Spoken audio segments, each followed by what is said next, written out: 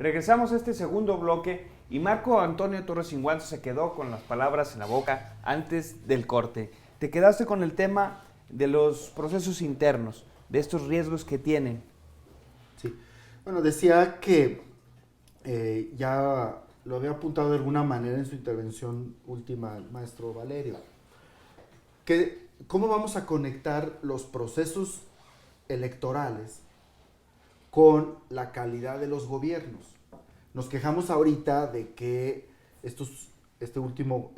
bueno, porque en eso estamos, sí. El gobierno de Zacatecas pues tiene muy malos resultados que presentar, y a nivel nacional tenemos problemas y en otros estados, pero no nos preguntamos dónde está lo que puede hacer que esos gobiernos sean de mejor calidad y lo que significa que resuelvan estos grandes problemas públicos. De la pobreza, la salud, etc. La seguridad. O el tema educativo, que ahorita justamente en Zacatecas está en un grave problema. Bueno, el asunto es que los procesos electorales sí tienen que ver mucho con eso, ¿verdad? Porque los mecanismos de elección van a definir cómo se incorporan, bajo qué estructura y esquema se incorporan los funcionarios, ¿no? Los que van a dirigir la burocracia y van a hacer la administración del gasto público. Decía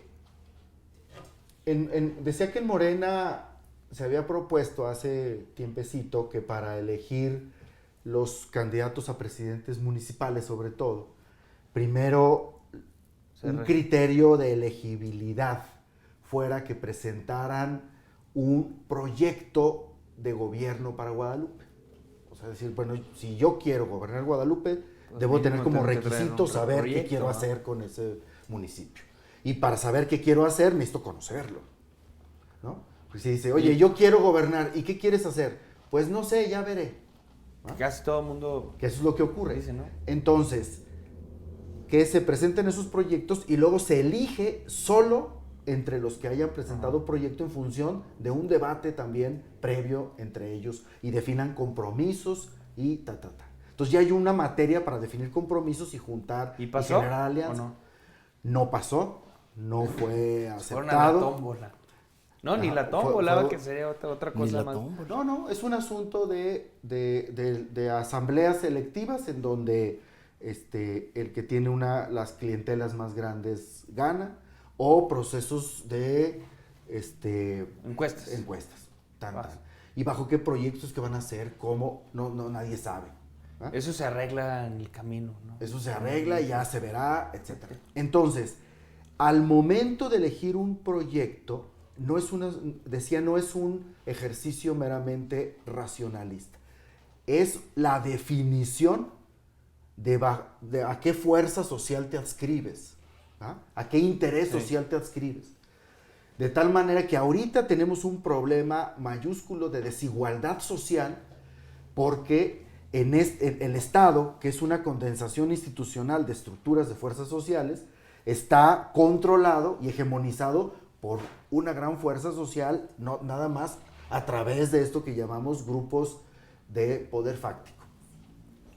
Okay. Y en la dirección del Estado están excluidas las otras fuerzas sociales y al ser son excluidas, la mayoría, ¿va? La mayoría, claro. Y al ser excluidas, pues el trabajo termina justamente siendo perjudicado. Bueno, para revertir la desigualdad se requiere que la correlación al interior del Estado cambie, ¿va? Y eso se hace cuando definen bajo qué interés están. ¿Qué es lo que hacen estos políticos? Lo que hacen es que se mantienen en un área de indefinición, ¿va? Para tener forma de maniobrar y finalmente terminar reproduciendo. También. Si no quedan ahí, pues no tienen un argumento ideológico que darse. Es lo que le llamamos esta ideología bastante líquida. Ya. Entonces, aparte de ese riesgo de la falta de propuestas, ¿qué otras cosas ve, maestro, que puedan alterar el proceso electoral ya en elecciones? Me imagino, le pongo por ejemplo que Colima, ¿no? Que fue un caso patético, pues, de unas elecciones que se repiten. Y aún así, bajo esa repetición, se vuelven a cometer los mismos errores, ¿no? Guerra sucia, compra de votos. Bueno, no son errores. Se vuelve a incurrir Prácticas, ¿verdad? en las mismas prácticas, exactamente, porque pues a un error habría que definirlo de otra manera, es decir, una acción que llevas a cabo por falta de conocimiento, por falta de capacidad, una omisión, algo que no hiciste debiendo haberlo hecho y por la misma razón tan ignorante o desconocedor del asunto no lo llevaste a cabo. Pero aquí son actos preconcebidos. Es decir, nadie puede decir que la guerra sucia es un error. Sí. ¿Sí? Las grabaciones Son que le sacaron perfectamente a los candidatos, conscientes, y tan conscientes que creen saber cuál es el resultado que se desprende de desgastar la imagen pública de tu oponente, ¿verdad? Y saben también que eso puede en un momento dado pues generar un clima de efervescencia políticamente hablando y que en muchos casos puede llegar hasta el enfrentamiento entre los ciudadanos, y uno piensa que los partidos políticos no están para eso, ¿verdad? Están para allanar, de hecho la Constitución así lo dice, ¿verdad? Su papel es permitir el acceso de los ciudadanos al poder por vía pacífica. Y justamente se rompe con la paz y la tranquilidad social cuando se alimenta este tipo de campañas, pero lo mismo ocurre no solamente con la práctica de la guerra sucia, la compra y la coacción del voto apuntan en la misma dirección, porque pues hay hasta una disputa por los recursos, tanto los lícitos como los ilícitos, que llegan a formar parte de las campañas, ¿no?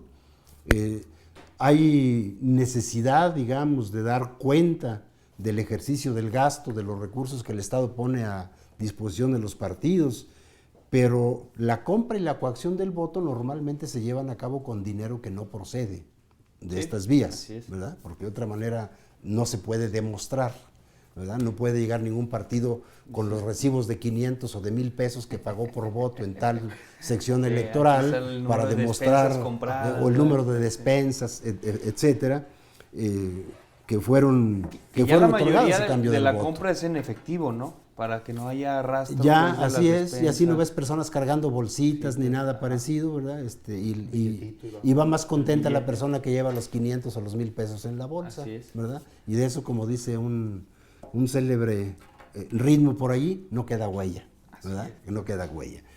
¿Cuáles son los riesgos?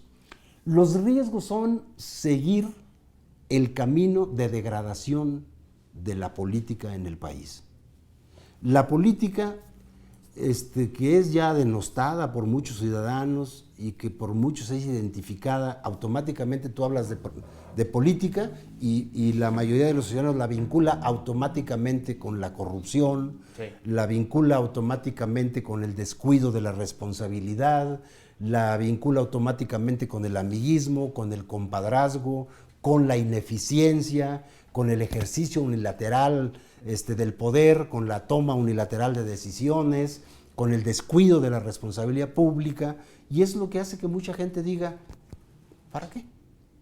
Sí. ¿Para qué? Sí, que ese hartazgo de sofá, ¿verdad? Por así llamarlo. O sea, efectivamente. Que solo es despotricar, pero no participar. Y lo grave es que esto se traduce no solamente en el ausentismo del ciudadano de las urnas, en la abstención, no, se traduce en la ausencia del ciudadano de la vida pública. Y aquí estamos hablando de una genuina perversión de los procesos políticos, porque la política no es lo que hace el gobierno. Parte de la política es la forma en la que el Estado conduce los asuntos públicos, pero otra parte fundamental de la política es la respuesta de los ciudadanos ante la toma de decisiones o la toma equivocada, sesgada, perversa o corrupta de la toma de decisiones. Cuando el ciudadano desaparece de la escena pública y queda solamente el Estado, estamos hablando de una sociedad política que camina coja, porque solamente tiene una pierna, que es la pierna del poder público. ¿Hay riesgos en eso? Evidentemente. Que por ahí vamos, ¿no? Claro está. Y eso es lo que yo sostengo, que se estaría abonando en el momento mismo en que se tome la decisión de seguir continuando las prácticas tradicionales de hacer política en el país, estas que acabamos de comentar. Compra y coacción del voto, encajonar al ciudadano para que, digamos, un proceso electoral en donde Zacatecas tiene 1,5 millones de habitantes y de 1,5 millones de habitantes vamos a tener que elegir entre, no sé, 4, 5, 6, como si el Estado no tuviera más que esos 6 para elegir su gobernador. Y no podremos votar por otro, salvo que queramos desperdiciar el voto.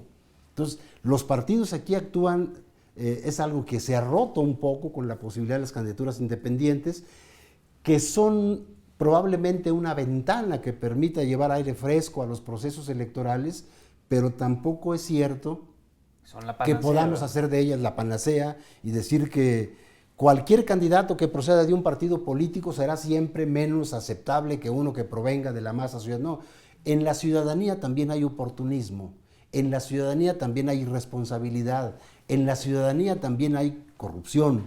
Sí, sin Entonces, la pregunta que yo hacía inicialmente sigue vigente. ¿Qué debemos esperar de los ciudadanos que aspiren a un cargo público? Y más todavía preciso, ¿qué tenemos derecho los ciudadanos a exigirles? Si algunos se quejan, por ejemplo, del hecho de que se reclame que el titular de una responsabilidad pública deba tener conocimiento, y dicen otros, no, pues es que ustedes quieren que solamente los académicos, no, los académicos no andamos detrás de los huesos, la mayoría de los académicos Sí, no andamos detrás de los huesos.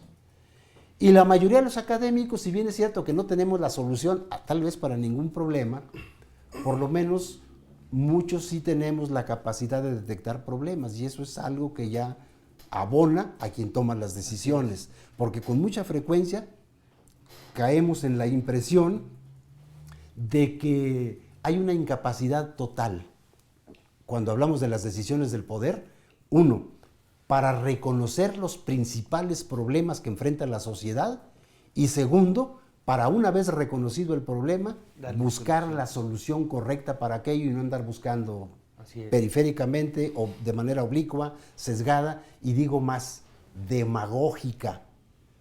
¿Demagógica cuándo? Demagógica cuando te tratan de ocultar la naturaleza real de un problema, ¿sí? Y te dicen, no, pues es que el origen del problema es otro. Sí, el ¿Cuál caso es? está del empréstito, Desde, ¿no? aquí hablo desde la devaluación del peso hasta la inseguridad pública, ¿sí? A cualquier funcionario que le preguntes en materia de economía o en materia de seguridad pública te va a decir que estamos progresando. Y cuando tú dejas de mirar al funcionario y miras el mundo, te das cuenta de que hay un abismo entre las palabras del funcionario y el comportamiento de la realidad. Esto es un grave peligro. Sin duda. Vamos al segundo bloque, al tercer corte, y regresamos con la colaboración de Marco Torres sobre los riesgos en el proceso electoral.